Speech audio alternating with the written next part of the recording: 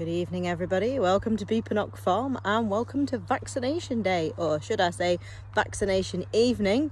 Henry's in bed and the weather's relatively fine. I don't know what most of you get up to about 7-8 o'clock on a weekday night, but for us, we need to vaccinate our lambs. They need to have their first dose of this, which is HeptaVac P, which will vaccinate them against clostridial diseases and pasteurellosis. I don't even know if I've said that right, but to us they're really important vaccinations. All of our animals are in the HeptaVac scheme and always have been, and the main reason why it's so important this year is that this vaccine has actually been readily unavailable. We've almost been scrapping over it as farmers. There's been all kinds of problems trying to get hold of it. So let's talk about why we vaccinate first. Well, for me, I know farmers who do use this type of vaccination and farmers who don't use this type of vaccination, and it's purely down to the individual, what's happened on their farm, what their experience has been and what their preferences are. But for me, I believe that we should be worming our sheep, we should be vaccinating our sheep, we should be giving vitamin drenches or boluses to our sheep. We should be doing whatever we can with whatever we know we've had issues with in the past, or are potentially issues that we can prevent by doing something. So this is a perfect example of something that we can do to stop problems happening to us, because trust me, when you get involved with sheep, there are all kinds of issues that happen that you have literally no control over. So you're going to go with limiting the things that you know you can control, and this is one of them. So I'm looking forward to doing this vaccination. It will be the first that they get, and then in about 4 to 6 weeks time they will get another. Our ewes had their vaccination going into the winter months when they were pregnant, and that meant that the lambs in turn benefited from a level of immunity to some of these diseases in the colostrum from the ewes when they first started being fed. And what you see if you look at a kind of a sliding scale is that the immunity that they pick up from their mother slowly fades away over the first few weeks of their life, which is why they need this vaccination. And then, as I say, in 4 to 6 weeks time they'll get the second, and then the stock that stays on here will get an annual booster. All of our animals get an annual booster. As I say, the ewes get theirs as they're in lamb, so a few weeks before they're due to deliver, which also benefits the lamb. And the tups get theirs when the lambs get their second one, which is in turn when everything else here will get its vaccination. So what we term follow-on stock, which is all last year's lambs, will also get vaccinated at that time. But for now, we've just got a dose of this, which is 50ml, so that's enough to treat 25 lambs, and we've got 20 in there, so we've got a little room for a margin of error, which does sometimes happen. So come and join me in the shed.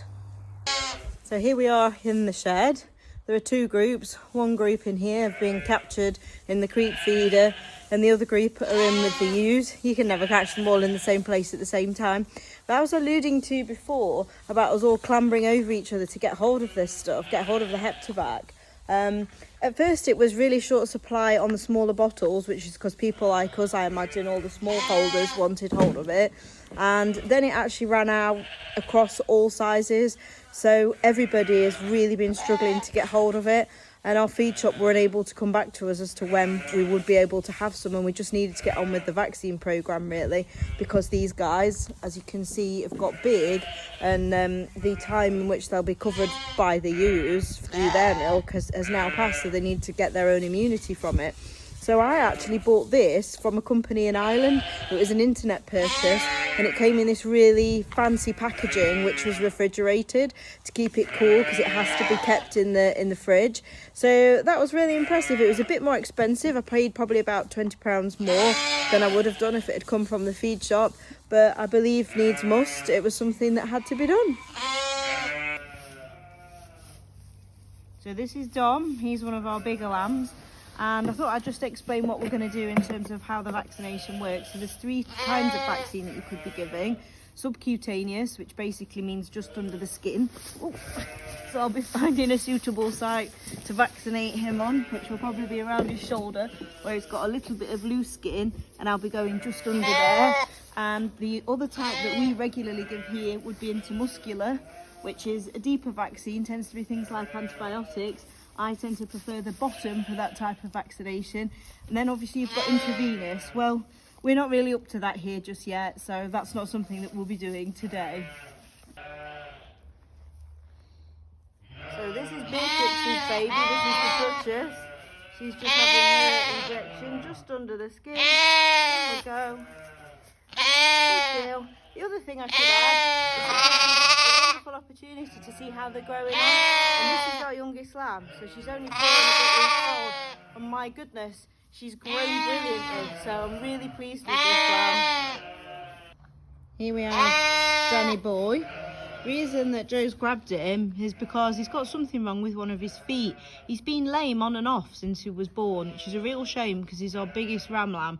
Things like this often happen, you just have to accept it, but I'm going to investigate what are the potential causes of his lameness at the same time as I'm giving him his jab. So it is really useful just to be able to get hold of them and have a good feel and check over of all of them while we're doing this task. This lamb's a proper little cutie. This is Darling. She was born on Valentine's Day. If you go back through our videos and watch the actual lambing footage, she was a Valentine's Day baby, Valentine's Day delivery. So I'm just going to give her shot now.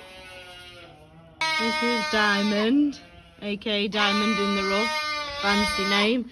And just look, she's got a lovely eye, she's got lovely ears, and she's got a lovely eye and lovely face wool. She's an example of a lovely little ewe lamb, really pleased with her. She was lovely when she was born, but she's growing on brilliantly as well. I'm going to have her face trim soon so she doesn't go wool blind. This is the other group, a mixture of the ewes and the lamb. It's going to be much more interesting trying to get hold of the ones that we want. So the trick is going to be that I vaccinate lambs and get lambs back out of this space so we don't get in a muddle as to who's been jabbed and who hasn't been jabbed. It's going to be quite fun with the girls in here trying to bash into us as we go along. Oh dear, first aid stop number 1. I've jabbed myself at the same time as jabbing the sheep. It's really superficial. I don't want to get blood everywhere. So Joe's just patching me up with a bit of tissue and some, is that electrical tape? Yeah, and some electrical tape as well, so that I don't get blood all over my new coat. That's my main concern here. And I don't want to get blood on their fleece either. The sheep's fine, by the way. The lamb's absolutely fine. I've just injected myself, but at least I won't get any of those diseases now. This is one of twins. This is Daisy. Don't know if you remember Daisy and Dandelion, Bonnie's little girls. They've got really huge. They came into schools with me when they were considerably smaller. She's got a really cute face, but she is actually quite wild and quite naughty now. So obviously her time in school has not paid off. So we're not supposed to have favourites, but this is one of my favourites this year. This is Delilah. She's a really big, strong ewe lamb. And as you can see, she's got a lovely eye and a really cute face. Zeb is her daddy and he's passed on his brilliant eye and his really cute woolly face. There's always one, look. Yarrow can't be bothered to look after her babies anymore, can you? She's hanging about, wondering about a second dinner. Look at the condition of this ewe. It still looks like it's pregnant. Here we are though, everybody happily back together. All the ewes and the lambs. All back together again.